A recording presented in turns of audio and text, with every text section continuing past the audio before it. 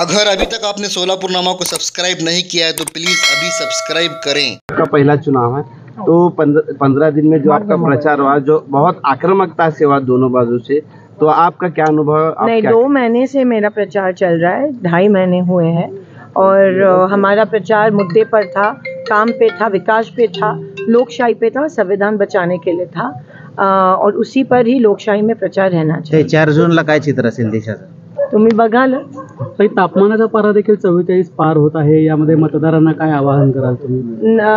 प्रचाराच्या वेळेस तापमान उच्चांक गाठला होता, पण तरी लोक बाहेर पडत होती कारण का लोकांना ती गावभेटीची गरज होती आणि गावभेटीच्या माध्यमातून आम्ही लोकशाहीची चळवळ ही जिवंत ठेवली, जे हुकुमशाही सरकारने कधीच केलं नाही आहे। त्या उलट आम्ही गावभेटींवर भर दिला आणि त्यांनी दमदाटींवर भर दिला। आज परिवार के साथ आप सोलापूरचं लोग क्या कुछ कहना चाहेंगे? 65% आसपास नेहमी राहतं, जास्त मतदान व्हावं यासाठी लोकांना काय आवाहन करा? नाही, नक्कीच आम्ही लोकांना सांगतोय की जसं आपण गावाकडे जत्रा असली की सगळेजण जातो, तसं आज पण लोकशाहीचा सण आहे आणि तो साजरा करण्यासाठी प्रत्येकाने मतदान करणं हे गरजेचं आहे। After thrice consecutive victory in Vidhan Sabha, now you are contesting the Lok Sabha. What difference you are finding it, and how you look at the challenge of BJP candidate Ram Swathi?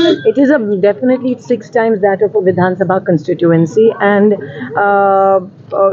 election is an election. Never underestimate your opponent, but the people are definitely very angry with the way the BJP has treated them in the last 10 years. Sholapur has suffered hugely because of the BJP, and people want to take that revenge, and people want development. Now they don't want anything else apart from development. They do not believe in a lot of caste community politics, dirty politics that the BJP has played. People will not succumb to it, and people will vote for development.